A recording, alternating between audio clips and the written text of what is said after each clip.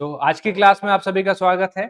आज हम लोग करने वाले हैं जो कल हमने कंप्लीट किया था। कल पार्ट 1 हमने देखा, दर्शन देखा हमने। दर्शन में बहुत सारी चीजें समझी हमने। देखा मुख्य रूप से दर्शन क्या होता है और दर्शन के अगेंस्ट में जो है अपना फिलॉसफी, ये दोनों के बीच में भेद क्या है, इसको हमने पहले क्लास में समझा हुआ था। याद रखिएगा, इससे संबंधित आपको मेंस में क्वेश्चन देखने को मिलेंगे। 2 से 4 नंबर वाले क्वेश्चन तो आते ही हैं। तो दर्शन याद रखिएगा किस धातु से बना है, दृश्य धातु से बना है, जिसका अर्थ होता है देखना, मन की आत्मा से देखना, इसको बोलते हैं हम लोग दर्शन। फिलॉसफी क्या होता है, उसका मीनिंग ही अलग है। फिलो और सोफिया से बना हुआ है, जिसका मतलब होता है लव ऑफ विजडम, मतलब ज्ञान के लिए प्रेम। मीनिंग देखिए ना कितना अलग निकल रहा है।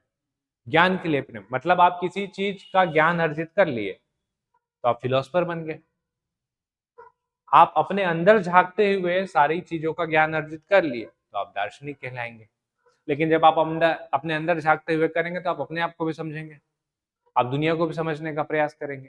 तो दार्शनिक ज्यादा बड़ा शब्द है, फिलोसफर उसके कंपेयर पे थोड़ा सा छोटा है। फिलोसफर, लेकिन हम लोग आम बोलचाल की भाषा में फिलोसफी को दर्शन और दर्शन को बोलते हैं। ये हमने पहले क्लास में देखा हुआ था। आज के क्लास में हम लोग आगे बढ़ेंगे। और याद रखिए, पहले भी पिछले क्लास में मैंने आपको बोला था सिलेबस ये मेन है, इसके बिना आप आगे नहीं जा सकते। आज का जो हम लोग का टॉपिक है दर्शन शास्त्र का, जब आप खोलेंगे तो लास्ट थर्ड लाइन से ये शुरू होगा। लिखा है धर्म का अभिप्राय, धर्म दर्शन का स्वरूप। लिखा है अपना धर्म का अभिप्राय, धर्म दर्शन का स्वरूप, धार्मिक सहिष्णुता जिसको हम लोग को देखना है, पंथ निरपेक्ष। पंथ निरपेक्ष कहीं लिखा मिलेगा, कहीं पे धर्म निरपेक्ष मिलेगा। दोनों का मतलब एक ही होता है, याद रखिएगा। इंग्लिश में तो सेक्युलर ही बोलते हैं दोनों को, ठीक है। संविधान में पंथ निरपेक्ष लिखा मिलेगा, लेकिन बोलते तो सेक्युलर ही है। और जो सबसे इंपॉर्टेंट टॉपिक है अपना पंथ निरपेक्ष धर्म निरपेक्ष के बाद अशुभ की समस्या। बुराई लिखा हुआ है, अशुभ होना चाहिए था इसको, अशुभ के अंदर बुराई आएगा ना, अशुभ की समस्या। तो ये हम लोग का आज का टॉपिक है, इसको हम लोग समझेंगे, एक इसको हम लोग आगे लेकर के चलेंगे। और सबसे पहले शुरुआत हम लोग कहां से करेंगे? क्या बोला है शब्द आपका, क्या बोला है? धर्म का अभिप्राय। यहां से शुरू होगा ना, धर्म से शुरू करते हैं। हमने चर्चा किया है वैसे कि धर्म क्या होता है, धर्म का अर्थ और विशेषता। चलिए यहां से देखते हैं, समझते हैं। आप लोग क्या करिएगा, जब आप इस क्लास को अटेंड कर रहे हैं या फिजिकली या वीडियो के माध्यम से, तो एक शॉर्ट नोट्स तैयार करिए, डायरी टाइप का, एकदम छोटा सा, इतना बड़ा, बस रिवाइज करने के लिए, है ना। मेरे पास ये कंटेंट भी रहेगा, इसको बाद में हम लोग सबको साथ में इकट्ठा करके एक नोट्स के टाइप से मैं आप लोग को प्रोवाइड करा दूंगा। तो एक पीपीटी नोट्स है आपके पास, आपको वो नोट्स चाहिए जो आप हाथ से बनाए। और याद रखिएगा, यहाँ लिखने में कंजूसी मत करिए, क्योंकि आप मेंस की बात कर रहे हैं जहाँ पे आपको डेली दिन में 6 घंटा लिखना है। हाथ काम नहीं करेगा, पहले बता दे रहा हूँ, हाथ को काम कराना शुरू करिए। छोटी छोटी चीजें हैं और हम लोग चर्चा करेंगे इस पे। पेन पकड़ने का तरीका क्या हो सकता है, एकदम छोटी छोटी चीजें हैं। कौन सा पेन आपके हाथ में सटीक बैठता है? हर पेन आपके हाथ में सटीक नहीं बैठ सकता। जब आप लिखेंगे ना 3 घंटा, तब आपको समझ में आएगा कि ये पेन मेरे हाथ में सटीक नहीं बैठता है। हाथ फिसलना शुरू हो जाएगा। गर्मी के समय पेपर दे रहे हैं, फिसलता है ये उंगली। कोई और पेन से लिख रहे हैं जिसमें ग्रिप नहीं है, तो यहाँ और यहाँ निशान बन जाएगा। 1-2 दिन समझ में नहीं आता है, चौथे दिन में ना आपका पेन नहीं पकड़ाएगा वो। और दूसरा पेन लिखेंगे तो दूसरे पेन का ग्रिप अलग है, पकड़ने का कोशिश करेंगे तो दर्द करेगा। ये छोटी छोटी चीजें हैं। पेन पकड़ना सीखिए, नोट्स बनाना सीखिए, ये सब काम आएगा। चलें आगे, यहां से शुरू करते हैं हम लोग। हम लोग का जो पहला चीज है जो हम लोग को देखना है, इंग्लिश में लिखा हुआ है रिलीजन और हिंदी में लिखा हुआ है क्या? धर्म। आम बोलचाल की भाषा में तो यही इस्तेमाल करते हैं हम लोग, एक साइड पे रिलीजन और दूसरे साइड पे धर्म। और बोलते हैं कि रिलीजन का हिंदी क्या होगा, तो क्या आ जाता है? धर्म। लेकिन समझिएगा इसको, दोनों अलग शब्द है। मीनिंग देखिएगा, रूट कॉज में जाइए, रूट वर्ड में जाइए, वहां से चीजें निकल के आती है। धर्म जो है जिससे निकला हुआ है, संस्कृत वर्ड है धर, DHR,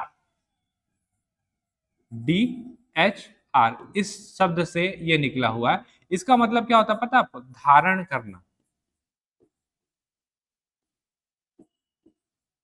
किसी भी चीज को धारण करना, इसको हम लोग क्या बोलते हैं?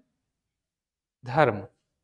या टू सपोर्ट, इंग्लिश में हम लोग शब्द देंगे इसके लिए, तो टू सपोर्ट। और रिलीजन का मतलब क्या होता है? रिलीजन को हम लोग इंग्लिश में बोलते हैं, एक शब्द से डिनोट करते हैं जिसको हम लोग बोलते हैं सिस्टम ऑफ बिलीफ। इसको हम लोग जो एक शब्द से डिनोट कर सकते हैं, जो इसको ज्यादा बेहतर समझाएगा, टू बाइंड फास्ट, दो लोगों के बीच में बाइंड करना, जोड़ना, दो लोगों को जोड़ना, एक सिस्टम ऑफ बिलीफ है। रिलीजन का मतलब हो जाएगा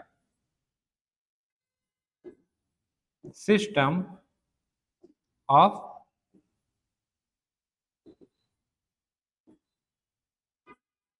बिलीफ। किसके किसके बीच, और किसका सिस्टम, किसका बिलीफ?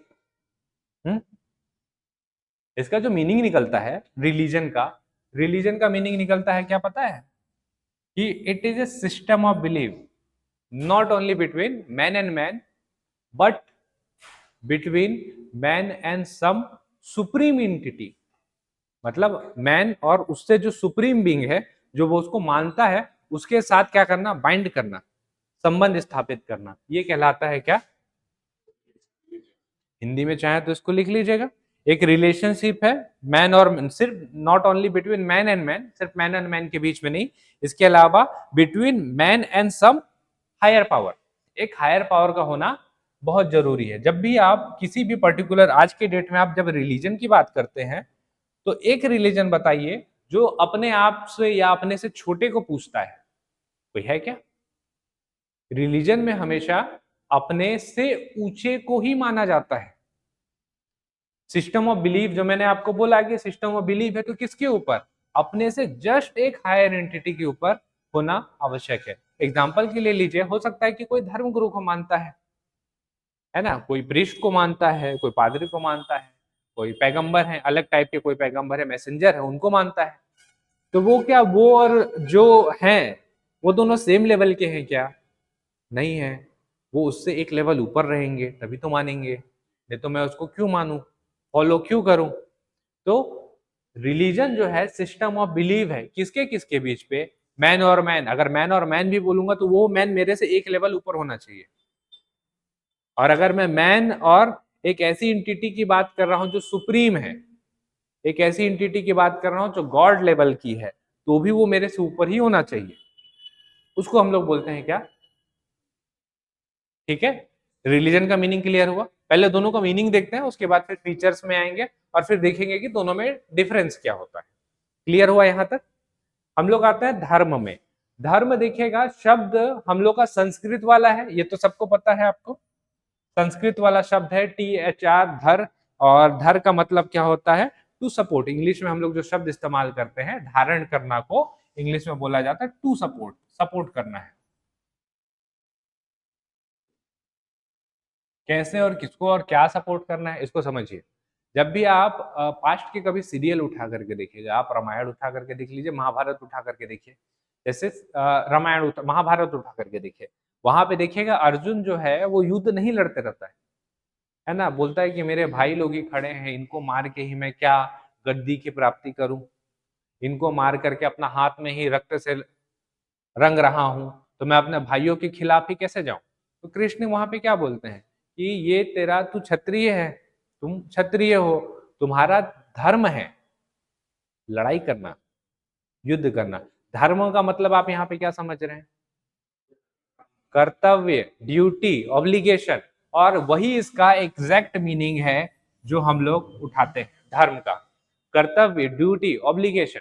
तुम्हारा कर्तव्य है लड़ाई करना, तुमको लड़ाई करना पड़ेगा, तुम चाहो चाहे मत चाहो। उस साइड पे बुराई है और इस साइड पे अच्छाई है, तुम्हारा काम है हथियार उठाना, तुम्हारे भाई रहे, माता पिता रहे, जो भी रहे, लेकिन तुम जिस जगह पे खड़े हो तुम धर्म की स्थापना करोगे। धर्म की स्थापना मतलब कर्म की स्थापना करोगे, एक अच्छे समाज की स्थापना करोगे। तो धर्म का मीनिंग क्या निकल रहा है, समझ पा रहे हैं? ठीक। लेकिन फिर अभी हम लोग वर्तमान परिप्रेक्ष्य में आते हैं, तो जब हम लोग से यहाँ भारत में धर्म पूछा जाता है तो जनरली बोलते हैं हिंदू, क्योंकि बहुलता में वही दिखेगा आपको, ज्यादातर हिंदू है ना। तो बहुलता में आपको क्या दिख रहा है? हिंदू। ये क्यों आया पता है आपको? क्योंकि जब आप भारत की बात करते हैं, भारत के परिप्रेक्ष्य की बात करते हैं, तो पहले के टाइम पे यहाँ पे सनातन धर्म रहा होगा, है ही।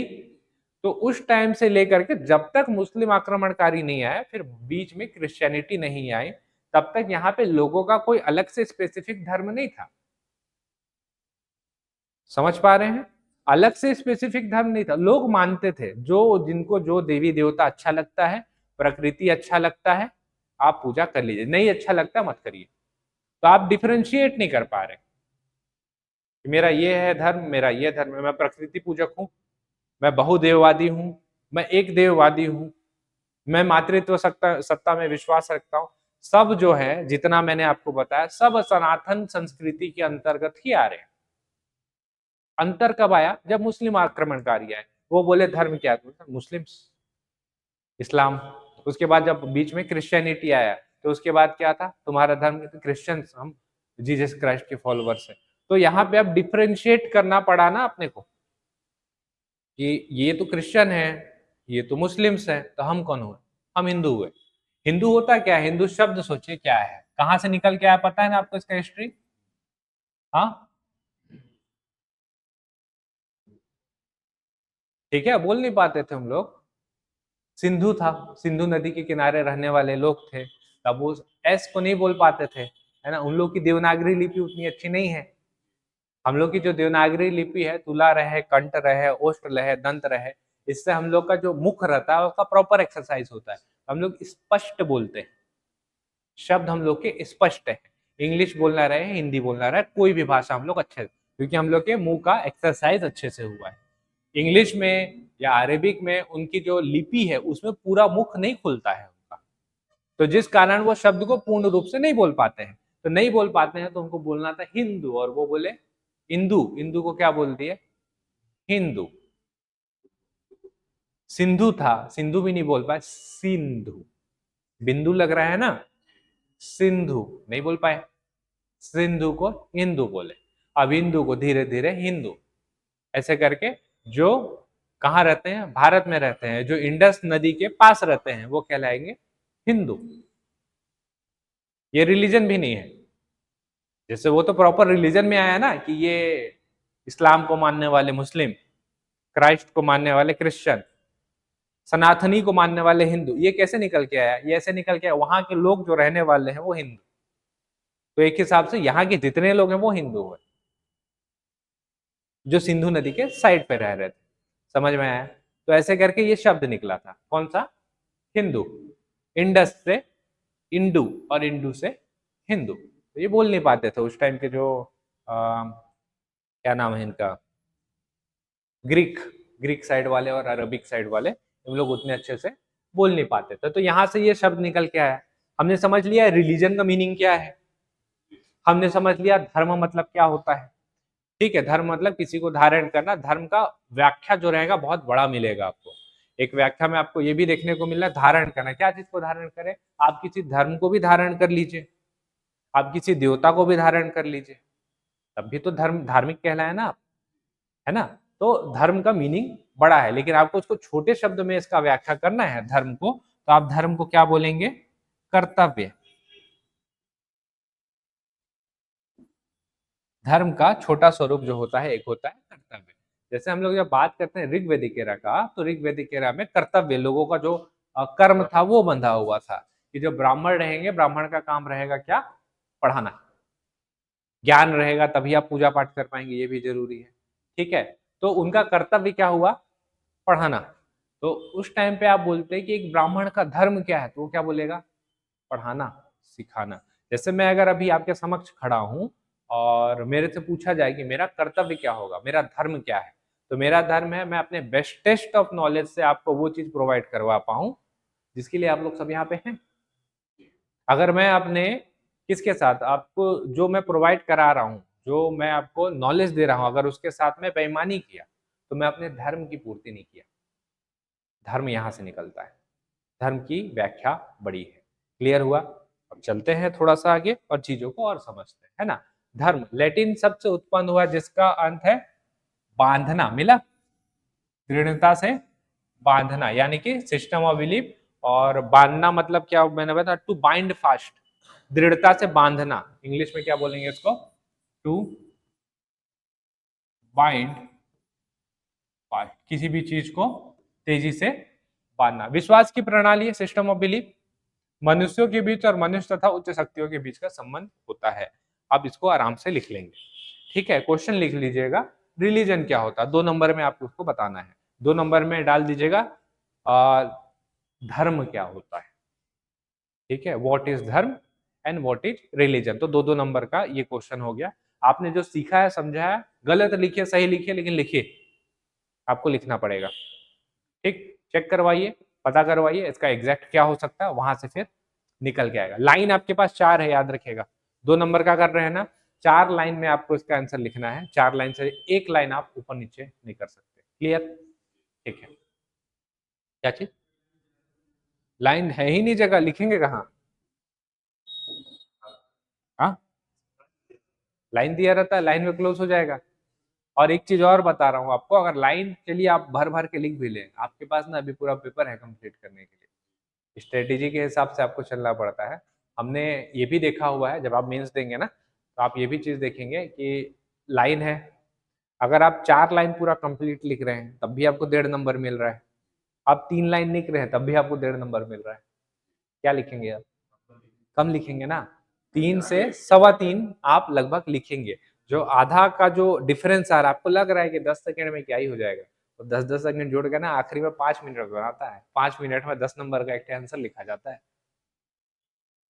समझ रहे हैं। तो आपको मैक्सिमम 4 लाइन का उत्तर तैयार करना है दोनों के लिए। क्लियर है, ठीक। आइए धर्म को देखते हैं। संस्कृत के ध्री धातु से बना है, जिसका अर्थ होता है सहारा देना, यानी कि टू सपोर्ट, जो हमने समझा, ठीक है। मनुष्य से अपेक्षित कर्तव्य और दायित्व, क्लियर है, कर्तव्य और दायित्व, और नैतिकता, सामाजिक और नैतिक मूल्यों का प्रतिनिधित्व ये करता है। जब हम लोग धर्म की बात करते हैं ना कि तुम्हारा धर्म क्या है, तो धर्म में बहुत सारा चीज आ जाता है। नैतिक मूल्य भी आ जाएंगे, सामाजिक मूल्य भी आ जाएंगे, आपका कर्तव्य भी आ जाएगा, आपका जिम्मेदारी भी आ जाएगा, ठीक है। 4 पुरुषार्थ हमने देखा हुआ था ना, सुना था, सुने तो होंगे आप।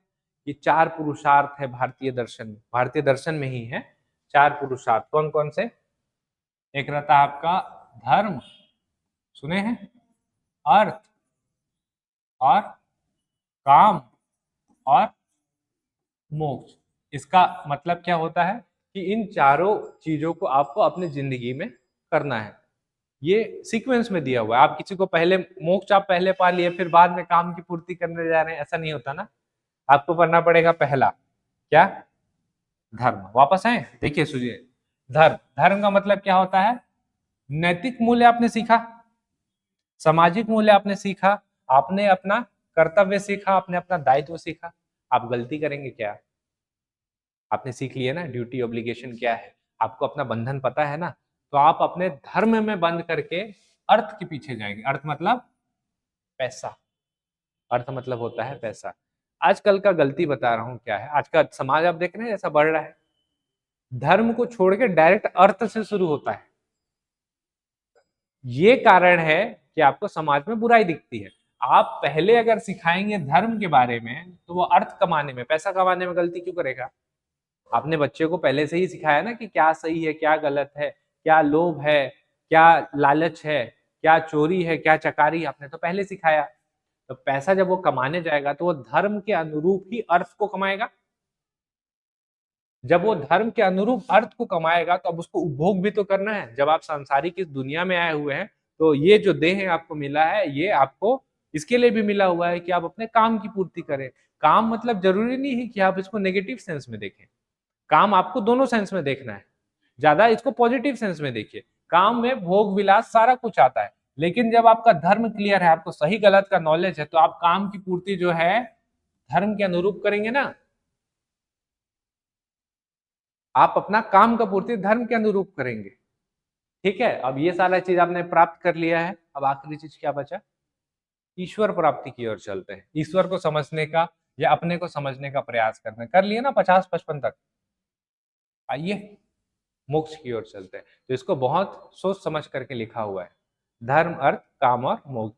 वर्तमान परिप्रेक्ष्य में लगा करके देखिएगा, ये 2 बच गया है बस, अर्थ और काम।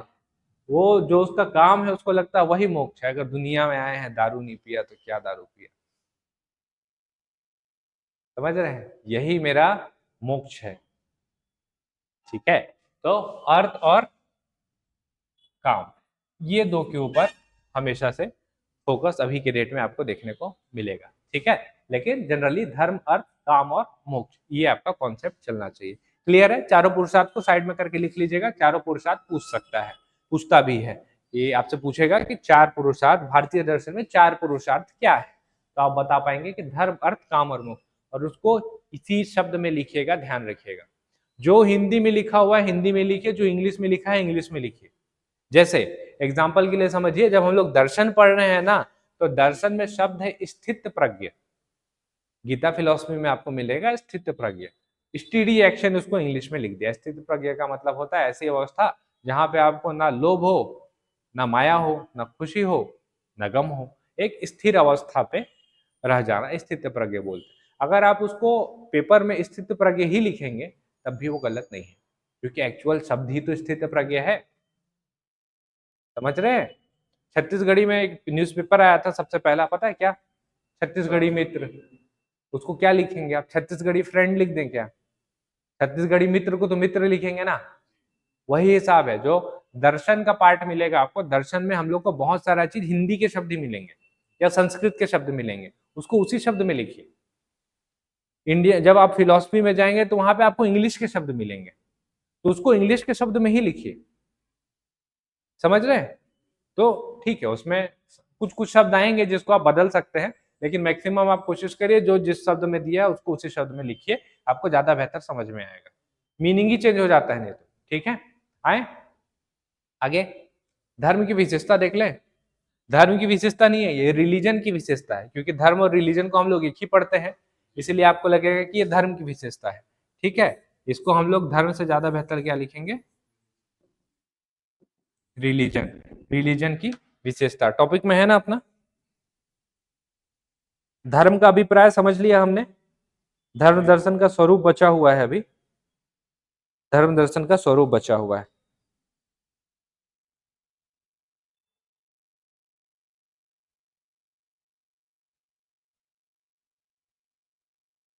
धर्म दर्शन का धार्मिक सहिष्णुता।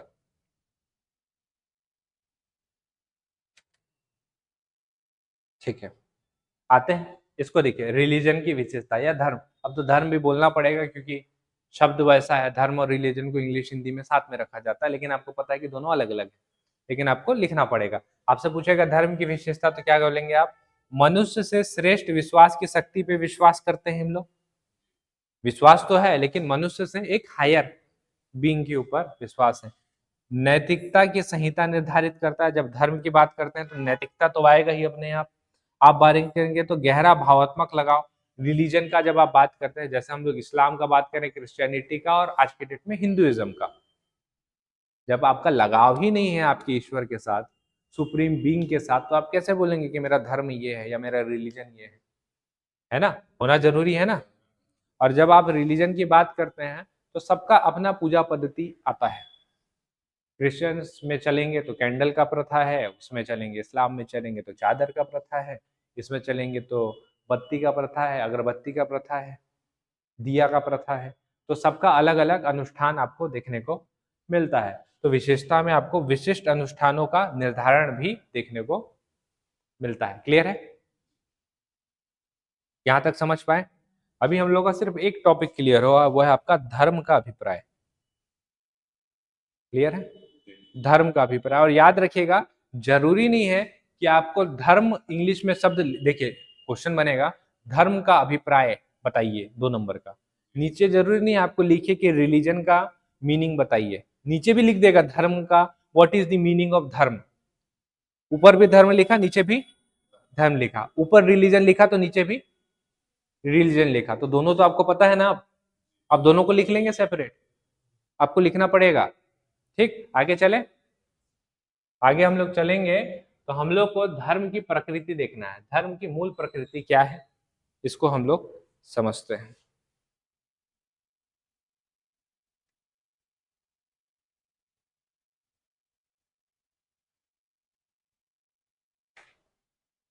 अच्छा, एक चीज अगर हम लोग, मैं यहाँ पे ऐड करूँ, यहाँ पे है नहीं ना, इसको हम लोग ऐड करेंगे। हम लोग बात कर रहे थे किसका? रिलीजन का। ठीक, हम लोग पढ़ रहे हैं ना रिलीजन, हम लोग, वो तो है नहीं हमारा सब्जेक्ट, ये हम लोग सिर्फ रिलीजन के बारे में पढ़े। हमारा सब्जेक्ट क्या है? फिलोसफी के बारे में पढ़े। तो हम लोग का एक्चुअल टॉपिक क्या है? फिलोसफी ऑफ रिलीजन ना, फिलोसफी ऑफ रिलीजन। इसका मतलब क्या समझते हैं आप फिलोसफी ऑफ रिलीजन से? रिलीजन की फिलोसफी या रिलीजन की विचारधारा को हम लोग समझने का प्रयास कर रहे हैं। ठीक, तो क्या करते हैं हम लोग इसमें? हम लोग क्या करते हैं, फिलोसफिकल जो मेथड है ना, फिलोसफिकल मेथड का इस्तेमाल करते हैं रिलीजन रिलीजन के कॉन्सेप्ट को समझने के लिए। फिलोसफिकल मेथड में देखिएगा, रैशनल माइंड आता है, रैशनल थिंकिंग आता है ना, एजम्पशन आता है, आप सोच विचार करके किसी भी चीज को एलिमिनेट करके भी आंसर लाते हैं। 3 शर्ट हैं, एक एक लाल है, एक पीला है, एक हरा है, तो 2 व्यक्ति, एक लाल शर्ट पहन लिया, एक हरा शर्ट पहन लिया, तो तीसरा कौन सा पहनेगा? पीला। बोला थोड़ी ना है, आपने एलिमिनेट किया ना। ये जो मेथड है, इसको मेथड ऑफ एलिमिनेशन बोलते हैं। ये फिलोसफी में बहुत उपयोग में लाया जाता है। तो फिलोसफी ऑफ रिलीजन में हम लोग क्या करते हैं, फिलोसफी का उपयोग करके हम लोग रिलीजन को समझने का प्रयास करते हैं। और पहला चीज क्या होता है, हम लोग फिलोसफिकल मेथड को इस्तेमाल करके रिलीजन के कॉन्सेप्ट को समझते हैं। कॉन्सेप्ट ऑफ रिलीजन, भाई रिलीजन है क्या, सुप्रीम बीइंग क्या होता है, हम लोग जाएंगे ना। रिलीजन जैसे मान लीजिए कोई किसी उसका पूजा कर रहा है, क्या बोलते हैं, पेड़ का पूजा कर रहा है। अब अगर वो पेड़ का पूजा कर रहा है तो मेरे को तो क्यूरियोसिटी जगेगा ना कि पेड़ का पूजा क्यों कर रहा है ना। अब मैं पता करने का प्रयास करूंगा कितनी पीढ़ी से, पता करने का प्रयास करूंगा कि पेड़ ने इनके लिए क्या किया है, पता करने का प्रयास करूंगा कि ये पेड़ हायर बीइंग कैसे है, अलग अलग मेथड लगा करके। तो आप क्या करेंगे, फिलॉसफी के कॉन्सेप्ट का इस्तेमाल करेंगे रिलीजन को समझने के लिए। समझ पा रहे हैं? ठीक, दूसरा है, हम लोग क्या करते हैं, सहज बुद्धि, रैशनल माइंड बोलते हैं इसको, सहज बुद्धि। हम लोग सहज बुद्धि का उपयोग करते हैं रिलीजन के एक्सपीरियंस को समझने के लिए। जैसे अंगारे में चलना एक एक्सपीरियंस है, इसको आप कैसे जस्टिफाई करेंगे? वो कोई तरीका नहीं है, एक एक ट्रेडिशनल तरीका है, आप बोल सकते हैं, एक ट्रेडिशनल तरीका है। आप दूसरा चीज बोल सकते हैं कि एक ये धर्म का पद्धति है, उसमें ही आ जाता है अंगारों में चलना, कुछ लोग चलते हैं। तो अब आप इसको सहज बुद्धि का उपयोग करके समझने का प्रयास करेंगे। आपने फिलोसफी का इस्तेमाल करके रिलीजन को समझने का प्रयास किया है, समझ रहे हैं? ठीक है। और हम लोग फिलोसफी का इस्तेमाल करते हैं इनके बिलीव्स को स्टडी करने के लिए। इनके बिलीव्स को स्टडी करने के लिए हम लोग फिलोसफी का इस्तेमाल करते हैं। तो फिलोसफी ऑफ रिलीजन यानी कि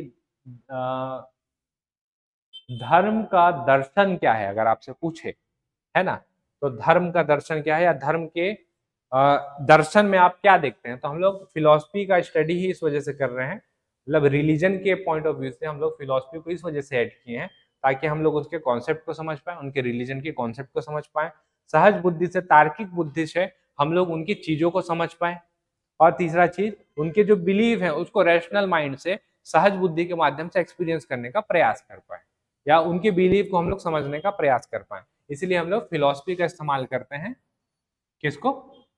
रिलीजन को समझने के लिए। ठीक है, ये एक्स्ट्रा एक्स्ट्रा पॉइंट है, ये आपको एग्जैक्ट उसमें लिखा हुआ नहीं मिलेगा सिलेबस में। ठीक, तो ये एक्स्ट्रा पॉइंट है जो हम लोग इस्तेमाल करते हैं। क्लियर हुआ? चले जो टॉपिक में दिया है उसको देखते हैं। क्या है आपका? धर्म का स्वरूप, नेचर ना।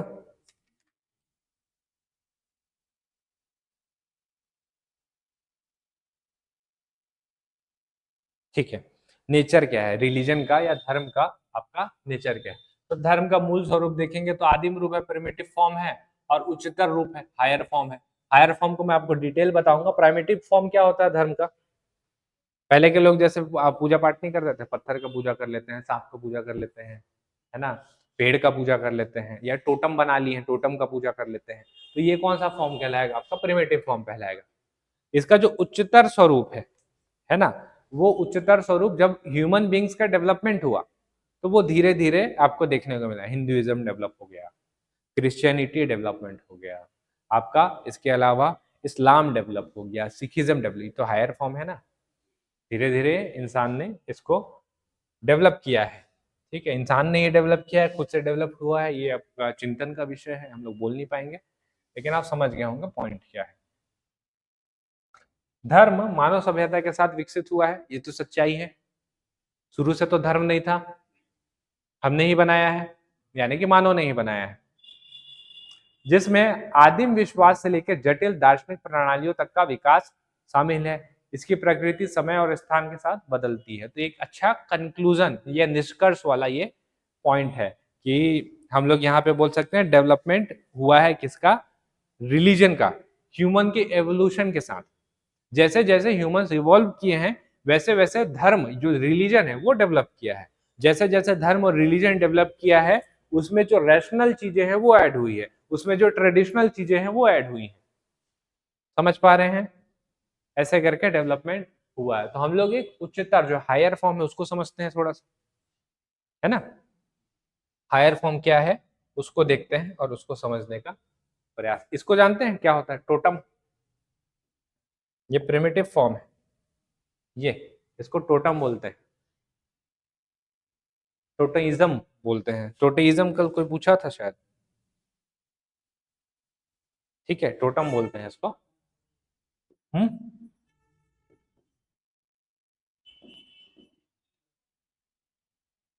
इसी को टोटोइज्म के नाम से जाना जाता है। क्या होता है देखिए, आप जब इसको सर्च करेंगे तो मिल जाएगा।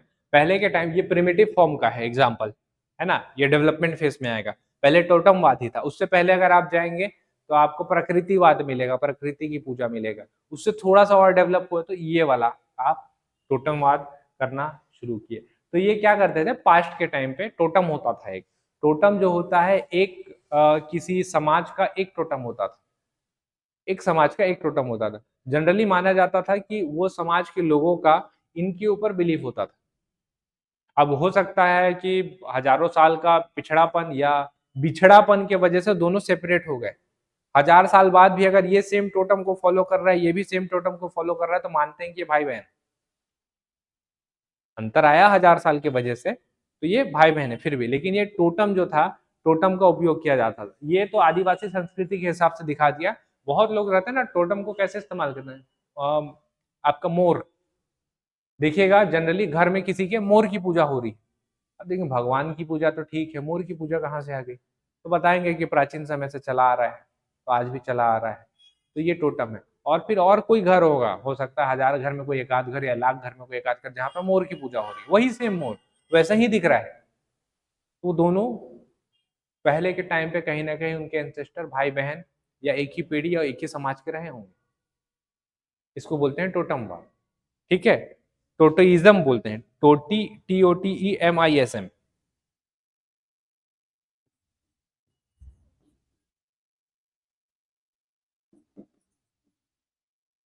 TOTEMISM, totemism.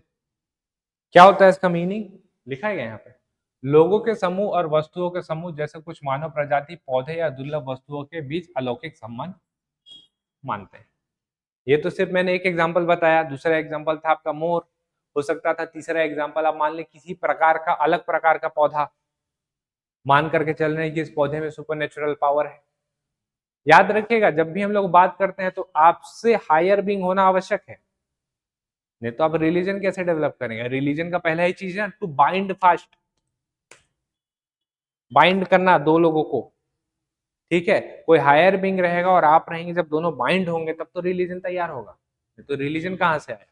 ठीक, तो टोटेमिज्म में भी क्या होता है, लोगों का समूह रहेगा, किसी वस्तु के समूह का पूजा कर सकते हैं, कुछ मानव प्रजातियों का भी पूजा कर सकते हैं, या पौधे या दुर्लभ वस्तुओं का भी पूजा कर सकते हैं, और मान के चलते हैं कि इनके बीच कुछ अलौकिक संबंध है, हमारे बीच और इन वस्तुओं के बीच कुछ अलौकिक संबंध है। तो इसको हम लोग बोलते हैं टोटोइज्म। क्लियर है?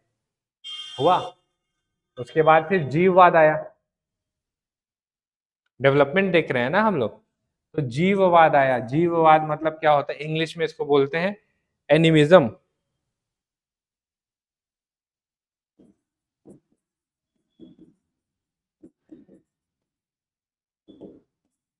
एनिमिज्म हर उस चीज में जिसमें जीवन है, एक आत्मा है या भावनाएं होती है, उसको मानते हैं। कोई भी चीज में जीव है या आत्मा है उसको मानते हैं, इसको क्या बोलेंगे, जीववाद या एनिमिज्म। उसके बाद क्या आता है, सर्वेश्वरवाद। सर्वेश्वरवाद मतलब इसको इंग्लिश में बोलते हैं पंथीज्म। पंथी सुने हैं, पंथी गायन नहीं, पंथीज्म, ये वाला पंथीज्म। ये बहुत ही यूनिक कॉन्सेप्ट था। ये पंथीज्म जो था उधर आप देखेंगे बहुत ही यूनिक कॉन्सेप्ट था। इधर क्या बोलते हैं, वेस्टर्न वर्ल्ड पे। क्योंकि देखिए वहां पे अभी तक क्या माना जाता था, पंथीज्म का बता रहा हूँ, पंथीज्म को हम लोग वेस्टर्न फिलोसफी में पढ़ेंगे दोबारा से, ठीक है। इससे पहले क्या माना जाता था कि संसार को ईश्वर ने बनाया, संसार को ईश्वर ने बनाया है, और ईश्वर ने जैसा बोला वैसा संसार बन गया। तो संसार को ईश्वर ने बनाया, तो क्या संसार में ईश्वर का अंश है कि नहीं है? तो नहीं, ईश्वर अलग है, संसार अलग है। द्वैतवाद हुआ ना, ईश्वर अलग और संसार अलग, द्वैतवाद हुआ। पंथीज्म का जब कॉन्सेप्ट आया तो पंथीज्म ने क्या बोला, ईश्वर एक है और सब में ईश्वर है, मतलब मेरे अंदर भी ईश्वर है, इसमें भी ईश्वर है, सब में ईश्वर है ना। तो पंथीज्म का कॉन्सेप्ट अलग था वेस्ट के लिए। हम लोग तो मान के चलते थे ना, भारत की अगर एक स्थिति देखेंगे तो हम लोग तो मानते ही थे ये सब ईश्वर एक है और सब में ईश्वर है, ये तो कॉन्सेप्ट था ही। तो पंथीज्म के लिए जब बाद में पकड़ा गया था, एक जो फिलोसफर थे, नाम अभी उनका भूल रहा हूं मैं, उनको पकड़ा गया था इसी चीज के लिए कि तुम कैसे बोल सकते हो कि सब में ईश्वर है। अगर सब में ईश्वर है तो फिर हम चर्च क्यों जाते हैं, ये वाला बात आ गया ना। जब घर में ही ईश्वर है तो हम चर्च क्यों जाते हैं? फिर बवाल और फिर दिक्कत होना शुरू हुआ, ठीक है। तो फिर बाद में हम लोग को माफी भी मांगना पड़ा है ना। लेकिन पंथीज्म की फिलॉसफी है, एग्जिस्ट करती है। चलें आगे। एक है आपका पॉलीथिज्म। ये पॉलीथिज्म नहीं पता दिया है कि नहीं ना, वो ये तो रहा बहुदेववाद।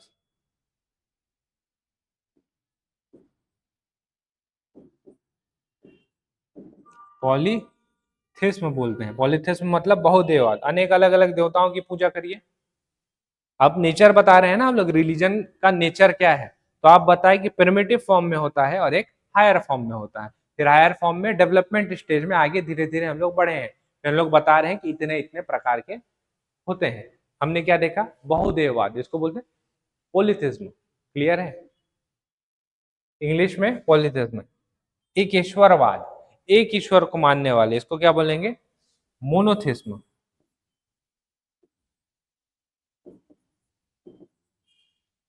मोनो मतलब एक होता है, एक सर्वोच्च ईश्वर में विश्वास और अन्य देवताओं की अधीनिस्त को अधीनिस्त मानना। इसका मतलब क्या होता है कि ईश्वर एक है, बाकी जो देवी देवता दिखते हैं वो उनके अधीन है, अंडर में है, लेकिन एक ईश्वर है, उसको हम लोग क्या बोलेंगे, एक ईश्वरवाद।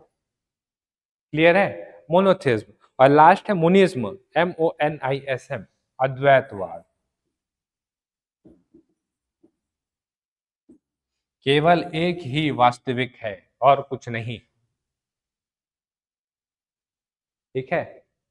इसमें देखिए दोनों में अंतर क्या है, मोनोथिज्म में एक गॉड है और जो बाकी देवी देवता हैं वो उसके नीचे हैं, लेकिन उसके नीचे हैं। मोनिज्म अद्वैतवाद क्या बोलता है, ये सब हटाइए, कुछ नहीं है नीचे, सिर्फ एक ईश्वर है और सिर्फ वही है और कुछ नहीं है, उसको हम लोग क्या बोलेंगे, मोनिज्म, अद्वैतवाद। द्वैत नहीं है, दो नहीं है। जब हम लोग देवता और ईश्वर की बात कर रहे हैं तो दो लोगों की बात कर रहे हैं, समझ रहे हैं। मैं बोलता हूं अद्वैत मतलब द्वैत, दो नहीं है, सिर्फ एक है, तो सिर्फ मैं एक की बात करता हूं। ऊपर जो है सुप्रीम है, बाकी सब पाखंड है, कुछ नहीं है, सब पाखंड है, सिर्फ ऊपर वाला जो एक है वही है। इसको हम लोग क्या बोलेंगे, अद्वैत। क्लियर हुआ, समझ आया, ठीक है। यहाँ पे आपका नेचर ऑफ रिलीजन जो है होता है समाप्त। हमने देखा धर्म का अभिप्राय देखा, धर्म दर्शन का स्वरूप देख लिया है, अगला पॉइंट है हम लोग का धार्मिक सहिष्णुता। धार्मिक सहिष्णुता,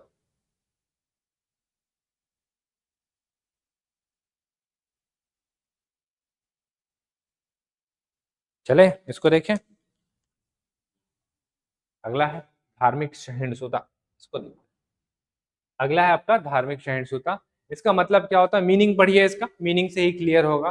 धार्मिक सहिष्णुता का अर्थ है दूसरे धर्म के अनुयायियों को उनकी मान्यता, परंपरा और रीति रिवाज का पालन करने की अनुमति देना, भले ही आप उनसे सहमत ना हो। दोनों को तोड़ते हैं, धार्मिक और सहिष्णुता। धार्मिक का मतलब तो आप समझ चुके हैं, क्योंकि अभी तक हम लोग वही दे रहे हैं। अभी हम लोग धर्म का मीनिंग को, रिलीजन और धर्म का मीनिंग को साथ में लेंगे ना। हम लोग को पता है कि दोनों में अंतर है, लेकिन बाकी लोग को थोड़ी ना पता है। हम लोग को जो लेना है मीनिंग निकालने के लिए, हम लोग तो वही लेंगे। तो यहाँ पे हम धर्म लेंगे और सहिष्णुता लेंगे। धर्म मतलब दो लोगों को जोड़ना, आपस में बाइंड करना, आपके बीच में और सुप्रीम जो है उनके बीच में एक संबंध स्थापित हो और आप उनको माने, इसको बोलते हैं धार्मिक। सहिष्णुता का मतलब क्या होता है, सहना। आप सह सकते हैं, आपका बिलीव कुछ और है लेकिन आप फिर भी दूसरे के बिलीव को सह रहे हैं, इसको बोलेंगे धार्मिक सहिष्णुता। आप हो सकता है उससे सहमत ना हो, ठीक है, भले ही मैं तुमसे पूरे तरीके से डिसएग्री करूंगा, लेकिन मैं तुमसे नफरत नहीं करता। ये मीनिंग होता है इसका। दो लोग हैं, बातचीत हो रहा है, भाई ये अपने धर्म के बारे में बताया, ये अपने धर्म के बताया, बोले कि जो तू बोला सब एकदम गलत है, लेकिन मेरे को फिर भी तेरे से नफरत नहीं है, जो तेरे को मानना है तो मान। इसको बोलते हैं धार्मिक सहिष्णुता। क्लियर हुआ?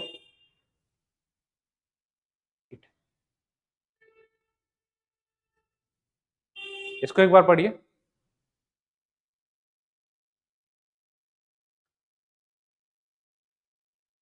लाइट नहीं,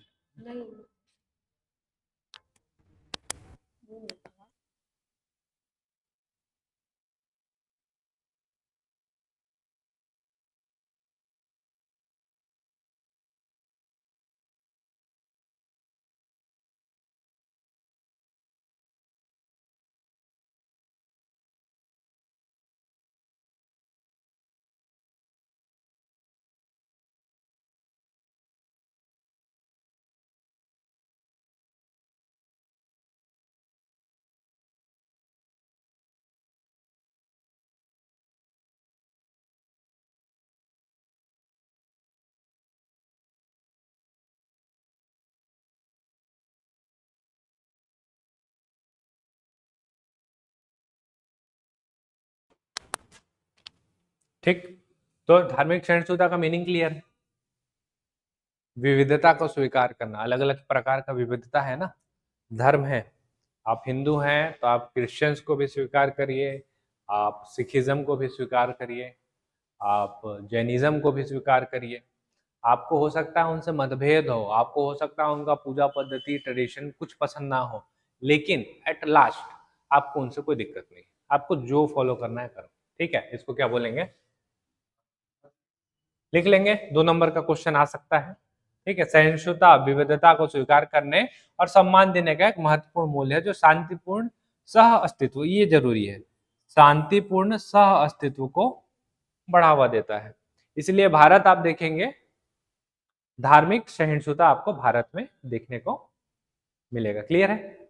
अलग अलग धर्म है ना अपने पास, है ना, हमारे पास वैसी स्थिति नहीं है। जब वेस्ट में जाएंगे ना तो आपको स्थिति और परिस्थिति खराब दिखनी शुरू होगी।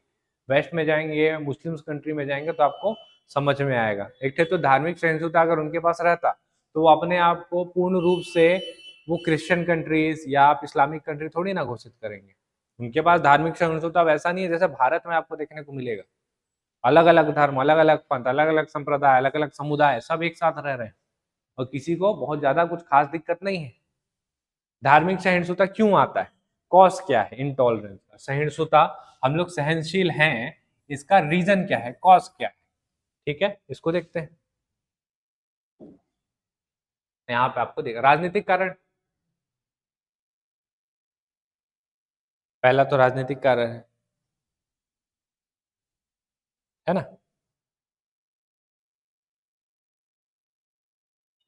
अच्छा, असहिष्णुता, इंटॉलरेंस है ना, असहिष्णुता है ना सहिष्णुता का मीनिंग तो कुछ और है, ठीक है। असहिष्णुता मतलब एक धर्म दूसरे धर्म को एडजस्ट क्यों नहीं कर पा रहा है, इसका कारण क्या है? समझ रहे हैं? एक धर्म दूसरे धर्म को एडजस्ट नहीं कर पा रहा है, इसको बोलते हैं इंग्लिश में इनटॉलरेंस।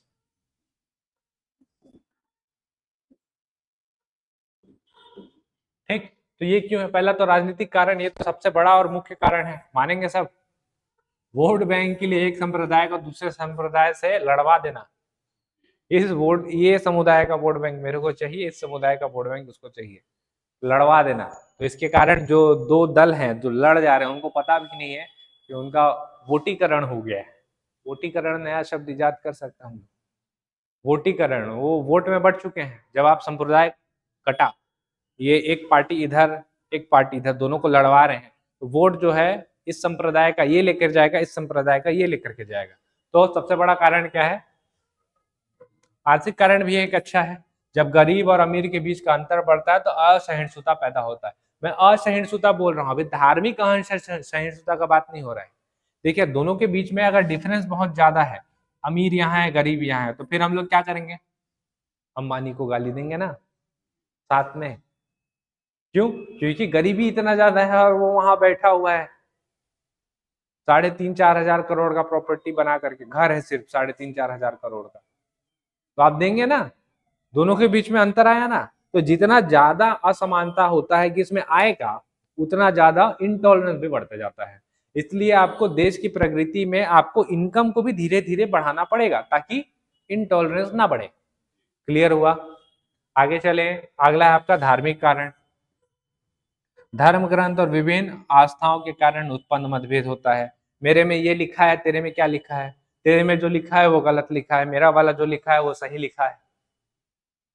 ठीक है, तेरा तो गलत लिखा हुआ, कुछ और बताया हुआ, तेरा वाला भी मेरे में लिखा हुआ है, और मेरे में जो लिखा है वो सही है, तेरे में जो लिखा है वो गलत। धार्मिक कारण। क्लियर है? सामुदायिक कारण, एक समुदाय के हित को दूसरे समुदाय से खतरा और धर्म के आधार पर शोषण करना। ठीक है, interest of one community is threaten by another community. कम्युनिटीवाद भी होता है, सामुदायिक कारण होता है। एक पर्टिकुलर कम्युनिटी है वो बोलती है कि पूरा जो सत्ता रहेगी मैं रखूं अपने पास, दूसरे को हम एंटर करने नहीं देंगे। इसकी वजह से भी तो बीच में इंटॉलरेंस की स्थिति आएगी। इसको लगा करके देखिएगा, कम्युनिटीवाद होता है ना, इस कारण भी तो आएगा। एक बिलीव भी कारण हो सकता है, आस्था, विश्वास, बिलीव कुछ और है, एक का कुछ बिलीव और है, दूसरे का कुछ बिलीव और है, तो उस कारण भी तो इंटॉलरेंस आएगा। और लास्ट कारण जो है वो हो सकता है क्या? एक्सप्लॉइटेशन। एक्सप्लॉइट इतना ज्यादा कर दीजिए, एक्सप्लॉइटेशन, शोषण इतना ज्यादा कर दीजिए, तो जो शोषण हो रहा है और जो जो शोषण कर रहा है उन दोनों के बीच में इंटॉलरेंस आएगा ना, असहिष्णुता आएगा ना। तो ये है आपका इंटॉलरेंस। क्लियर हुआ?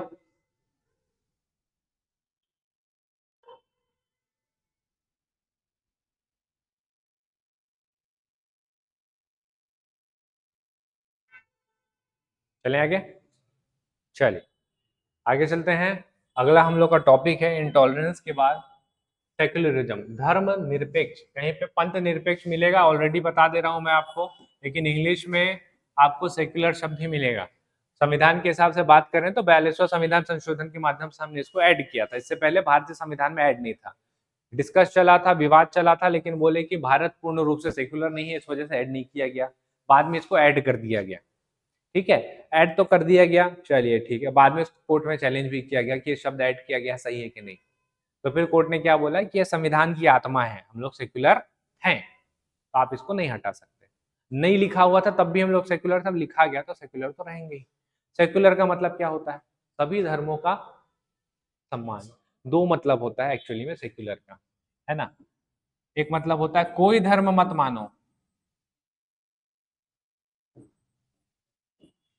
एक दूसरा होता है सभी को मानो ना।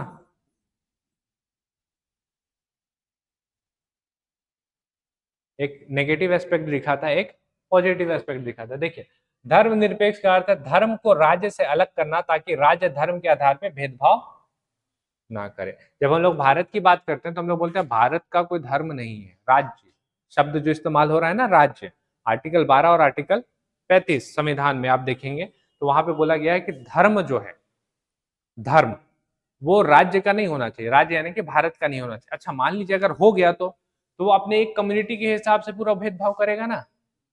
जैसे आप देखते हैं श्रीलंका बुद्धिस्ट कंट्री है, पाकिस्तान इस्लामिक कंट्री, उधर जाएंगे तो क्रिश्चियन कंट्री है। तो अपने क्रिश्चियंस के हिसाब से, अपने मुस्लिम्स के हिसाब से, अपने बुद्ध के हिसाब से धर्म कानून बनाएंगे।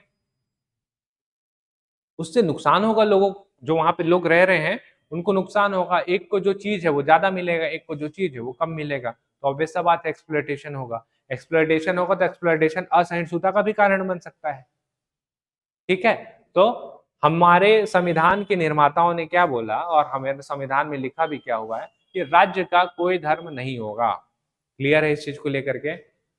पहला तो ये होना चाहिए कि राज्य का कोई धर्म नहीं होगा, लेकिन हमारा जो कॉन्सेप्ट है वो है कि राज्य का सभी धर्म होगा। देखिएगा हम लोग जनरली सभी धर्म को मानने वाले में से, हमारा जो राज्य है भारत, भारत का जब आप बात करेंगे तो भारत का सभी धर्म है। अमेरिका का जब आप बात करेंगे तो अमेरिका का कोई धर्म नहीं है। भारत का कौन सा धर्म है? सब। तो इससे अगर भेदभाव करना तो सारे धर्मों के लिए साथ में भेदभाव करो, पॉजिटिव तरीके से, पॉजिटिव डिस्क्रिमिनेशन बोलते हैं उसको हम लोग। तो पॉजिटिव तरीके से भेदभाव करो, इसलिए हम लोग सब धर्म को मानने वाले में से। क्लियर है? ठीक। विभिन्न धर्म का सम्मान करना और उन्हें उभरने का अवसर देना, ये है हम। किसी भी धर्म को नहीं मानना और किसी भी धर्म को उभरने का अवसर नहीं देना। हम लोग अपने से उभरते रहो, ये कहलाएगा कोई धर्म को नहीं मानना। समझ आए? ठीक। धर्मनिरपेक्षता के प्रकार, एक सकारात्मक है जैसे भारत वाला एग्जाम्पल, नकारात्मक है जो कि अमेरिका वाला एग्जाम्पल है। और इसको 42वें संविधान संशोधन के माध्यम से भारत में 1976 में भारत के संविधान में जोड़ा गया था। क्लियर है? सेक्युलर लिख लेंगे, 2 नंबर का है, ये भी लिखा जाएगा। चले आज का जो हमारा मेन कोर्स है उसकी तरफ बढ़ते हैं, जो कि है प्रॉब्लम ऑफ इविल, बुराई की समस्या। बुराई से ज्यादा बेहतर शब्द है अशुभ।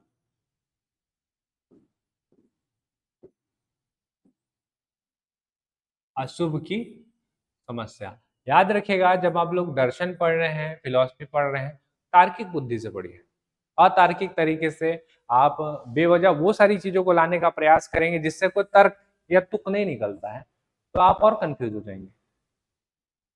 समझ रहे हैं? तो आप तार्किक तरीके से काउंटर करने का प्रयास करिए, तो इससे आपका ब्रेन भी खुलेगा। ठीक, आते हैं बुराई की समस्या, अशुभ की समस्या क्या है। ईश्वर के अस्तित्व को चुनौती देना और आस्तिक मान्यताओं पर प्रश्न उठाना, ये है इसका मीनिंग। बुराई मतलब अशुभ का समस्या क्या है? अशुभ मतलब होता है कि ईश्वर के अस्तित्व को चुनौती देना और आस्तिक मान्यताओं पर प्रश्न उठाना। जो मान्यता चली आ, जैसे एग्जाम्पल ले लीजिए कि कोई मान्यता चली आ रही है कि आप ये करेंगे तो ये होगा, ये किए लेकिन ये नहीं हुआ। होना चाहिए था ना, जब ईश्वर है और आपसे ये करवाए हैं तो आपका ये फिर उनको प्रतिफल भी देना चाहिए था, नहीं दिए। नहीं दिए तो ये तो अशुभ हुआ। अशुभ हुआ, लेकिन अशुभ क्यों है? जब ईश्वर है तो अशुभ क्यों है? ठीक है, यहां से हम लोग इसको शुरू करते हैं। चलिए, ईश्वर के बारे में मुख्य रूप से 4 चीजें जो है सभी धर्मों में दी गई। आप किसी भी धर्म को उठा लीजिए, आपको 4 चीज जो है लिखा हुआ सब धर्म में मिलेगा। देखिए, जैसे ईश्वर सर्वशक्तिमान है, इसमें किसी को डाउट है क्या? नहीं है। ईश्वर जो है सर्वज्ञ है, सर्वज्ञाता है। सर्वज्ञ को इंग्लिश में बोला जाता है ओमनीपोटेंट। Omni potent. अच्छा, ओमनीपोटेंट तो सर्वशक्तिमान हो गया। ओमनी साइंट होगा।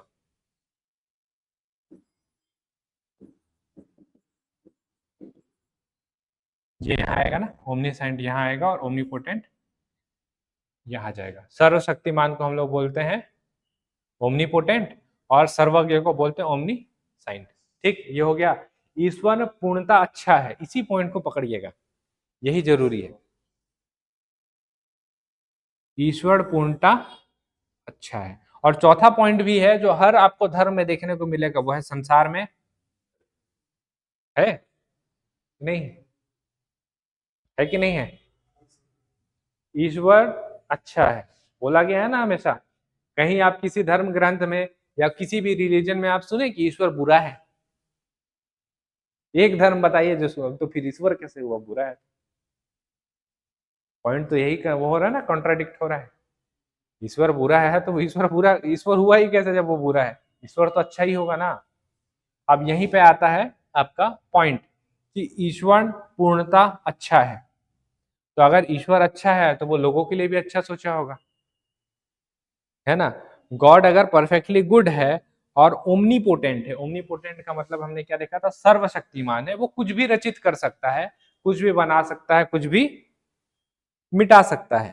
तो अगला क्वेश्चन यही आता है कि कुछ भी बना सकता है, कुछ भी मिटा सकता है, और गॉड बहुत अच्छा भी है, तो फिर दुनिया में अशुभ क्यों है, संसार में बुराई क्यों है? ठीक है, आप बोलते हैं कि इंसान को सबक सिखाने के लिए बुराई है, एक तर्क यही आएगा कि इंसान को अपने कर्म का फल देने के लिए बुराई है ना। तो इंसान को अच्छा बना दो, ईश्वर तो अच्छा है ना, तो इंसान को बुरा क्यों बनाया गया है? पॉइंट आया? इंसान को क्यों बुरा बनाया गया है? और मान लीजिए संसार में बुराई है और ईश्वर सर्वशक्तिमान है, तो ईश्वर सर्वशक्तिमान होते हुए बुराई को क्यों नहीं मिटा पा रहे हैं? ईश्वर को तो मिटाना चाहिए था ना बुराई को, बुराई को मिटा दीजिए। और आप मान लीजिए बुराई को नहीं मिटा पा रहे हैं, तो आप सर्वशक्तिमान कैसे हो? समझ रहे हैं? तो प्रॉब्लम ऑफ इविल में इसी चीज के ऊपर हम लोग चर्चा करते हैं। अशुभ की समस्या क्या है? ईश्वर के अस्तित्व को चुनौती देना, दे रहा है, आस्तिक मान्यताओं पे प्रश्न उठाना, उठा रहा है। आस्तिक मान्यता है ना, सर्वशक्तिमान है, सर्वज्ञ है, सर्वशक्तिमान है, सर्वज्ञ है, सब कुछ कर सकते हैं, तो करते क्यों नहीं? कि नहीं है? तो फिर आप पूजा क्यों कर रहे हो, उनको मान क्यों रहे हो? आया, घूम रहा है ना क्वेश्चन, इधर से लेकर जाए या उधर से लेकर के जाए, तो क्वेश्चन घूम रहा है। तो यही है जिसके ऊपर जो है चिंतन अभी तक किया जा रहा है, और इसका कोई अभी तक उत्तर नहीं निकल के आया है। तो उठाने वाला प्रश्न यही है कि यदि ईश्वर पूर्णतः अच्छा है, सर्वशक्तिमान है, तो इस संसार में बुराई क्यों है? और यदि इस संसार में बुराई है, तो क्या ईश्वर सर्वशक्तिमान और पूर्णतः अच्छा नहीं है? यही है अशुभ की समस्या। क्लियर हुआ? समझ में आया? क्लियर हुआ? यही है। और यही संबंध जो है अराजकता से जुड़ा है, और प्राचीन काल से दार्शनिकों के लिए चर्चा का विषय बना हुआ है। ठीक है, वो दोनों एकदम उल्टा होता है।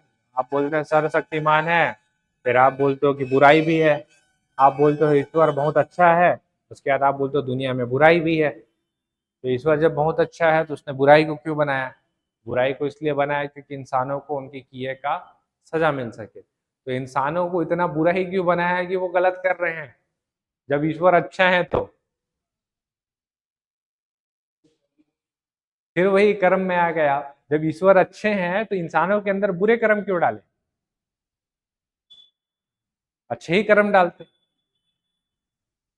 ठीक है, तो ये है अशुभ की समस्या, और ये लिखेंगे आप लोग 4 नंबर में। ठीक है, इसका लिख सकते हैं क्वेश्चन, हाँ 4 नंबर का क्वेश्चन है आराम से। अशुभ की समस्या, भारतीय दर्शन में अशुभ की समस्या को बताया गया है, चर्चा विवेचना कीजिए, या भारतीय दर्शन में अशुभ की समस्या के बारे में उल्लेख कीजिए, भारतीय दर्शन के अशुभ की समस्या के बारे में उल्लेख कीजिए। तो पहले क्या करेंगे, अशुभ की समस्या को लिखिएगा। अशुभ की समस्या का तात्पर्य है या अर्थ है ईश्वर के अस्तित्व को चुनौती देना या आस्तिक मान्यताओं पर प्रश्न उठाना। मीनिंग आपने क्लियर कर दिया। फिर मुख्य रूप से 4 मान्यताओं को या चार चार चीजों को पूरे विश्व में हर संप्रदाय और पंथ के द्वारा माना गया है, जिनमें से वो ये 4 है। आपने लिखा चारों, याद रखिएगा आपके पास 4 नंबर है, मतलब आधा पेज से ज्यादा नहीं है। तो आप 2 को यहाँ लिखेंगे और 2 को ऊपर नीचे लिखेंगे, ताकि आपके पास नीचे का कंक्लूड करने के लिए जगह बचे। उसके बाद लिखिएगा जिसमें से पॉइंट नंबर 3 ये बोलता है कि पूर्णता अच्छा है, और पॉइंट नंबर 4 बोलता है पूर्णता बुरा है, संसार में बुराई है। तो अशुभ का जो प्रश्न उठता है वो यहीं से उत्पन्न होता है कि जब ईश्वर पूर्णता अच्छा है, सर्वशक्तिमान है, तो संसार में बुराई क्यों है? और लास्ट में कंक्लूड करिए कि इसी चीज को लेकर के प्राचीन काल से लेकर के वर्तमान तक में सारे दार्शनिकों और फिलोसफर्स में ये चीज उत्पन्न होती आई, ये समस्या उत्पन्न होती है, और जिसका आज तक कोई भी संतोषजनक जवाब नहीं मिल पाया। क्लियर हुआ? ऐसे आप इसका आंसर तैयार करेंगे। 4 नंबर का क्वेश्चन है ये। क्लियर है? आगे चलें। टाइप्स ऑफ इविल देख लेते हैं, आखिरी पॉइंट यही है। ये रहा बुराई के प्रकार, है ना। 2 टाइप का बुराई होता है, एक होता है नैतिक बुराई, मनुष्य के जानबूझकर किए गए कार्य, और एक रहता है आपका प्राकृतिक बुराई।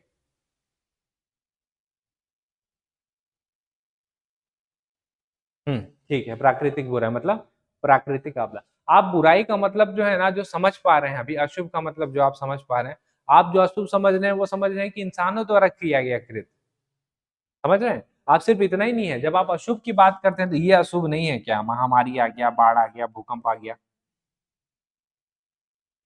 ठीक है, आप बोलते हैं कि इंसानों का कर्म को बराबर करने के लिए आपने बुराई को बनाया हो, इविल को बनाया हुआ है। तो फिर प्राकृतिक आपदा, बाढ़, भूकंप, महामारी, ये क्यों? ईश्वर तो बहुत अच्छे हैं, ईश्वर सर्वज्ञ हैं, ईश्वर दयालु हैं, ईश्वर अच्छे हैं, तो फिर ये क्यों? यही चीज है जिसमें आज तक दार्शनिकों का दिमाग जो है खराब हो चुका है, आज तक इसका जवाब नहीं मिला है। आप भी खोजने का प्रयास मत करिएगा, इसको एज इट इज याद रखिए, ध्यान रखिए बस। क्लियर है? ठीक। उसके बाद बुराई के वर्ग है, शारीरिक बुराई है, शारीरिक पीड़ा या मानसिक पीड़ा, और आध्यात्मिक बुराई है, अपूर्णता और संयोग, इम्परफेक्शन एंड चांस, मेटाफिजिकल। ठीक है। टाइप्स ऑफ इविल पूछेगा तो ये दो में भी आप कंप्लीट कर सकते हैं, नैतिक बुराई और प्राकृतिक बुराई। बुराई के प्रकार क्या है, जरूर थोड़ी है वर्ग करें आप। नैतिक बुराई होता है, प्राकृतिक बुराई होता है, इविल अशुभ। नैतिक बुराई से ज्यादा बेहतर है अशुभ, नैतिक अशुभ और प्राकृतिक अशुभ करिएगा इसको। अशुभ ज्यादा बेहतर शब्द लगता है। क्लियर है ना? तो ये है आपका प्रॉब्लम ऑफ इविल। क्लियर हुआ? यहाँ पे होता है हम लोग का आज का क्लास समाप्त। नई चीजें सीखे, कुछ सेक्युलरिज्म सीखे, प्रॉब्लम देखे, दुनिया में कितनी समस्याएं हैं, है ना। समस्याओं का निजात पाने का प्रयास कर रहे हैं, लेकिन प्रयास ही नहीं हो रहा है, आंसर ही नहीं निकल रहा है। तो आज की क्लास में हम लोग करेंगे यही तक। बहुत सारी चीजें देखे हैं, समझे हैं, आपको क्या करना है, रिवाइज करना है। और फिर वही बोल रहा हूँ, ये आपके हाथ में होना चाहिए, तब जा करके आप पॉइंट टू पॉइंट कर पाए। मैं जो पढ़ा रहा हूँ, मैं सही पढ़ा रहा हूँ कि नहीं, क्रॉस चेक कौन करेगा? ये चीज़ हम लोग को सिखाया नहीं गया था, बता रहा हूँ आपको मैं। जब हम लोग प्रिपरेशन कर रहे थे, तैयारी कर रहे थे या कभी क्लास की, तो हम लोग को बताया नहीं गया कि सिलेबस लेकर के बैठो, वो आपके ऊपर है। और सिलेबस ले, मैं आप बताइए, अशुभ के जगह पे कहीं और लेकर के चले जाता आपको। अशुभ बताते बताते मैं आपको दुनिया का हिस्ट्री बताना शुरू कर देता, अशुभ का हिस्ट्री बताना शुरू कर देता। सर्वप्रथम बार अशुभ को कब माना गया था, और दुनिया में क्या अशुभ है, भारत में क्या अशुभ माना गया है। बिल्ली रास्ता काट देगी तो अशुभ माना गया, क्या जरूरत है इसका? समझ रहे हैं? सबके लिए अशुभ अलग अलग प्रकार होता है। अशुभ मतलब उतना ही आपका सीमित नहीं है कि बिल्ली रास्ता काट दी तो अशुभ हो गया, रात को झाड़ू लगाए तो अशुभ हो गया, सिर्फ इतना ही अशुभ नहीं है। अशुभ का परिभाषा बहुत बड़ा है। आप अशुभ का मीनिंग क्या निकाले? ईश्वर के प्रभुत्व को चुनौती देना, उसके अस्तित्व पे सवाल उठाना, इसको हम लोग क्या बोलते हैं? अशुभ बोलते हैं। क्लियर है? ठीक है, तो ये है अशुभ। और यहाँ पे आता है हम लोग का आज का क्लास समाप्त। अगला क्लास करेंगे, देखते हैं क्या करेंगे।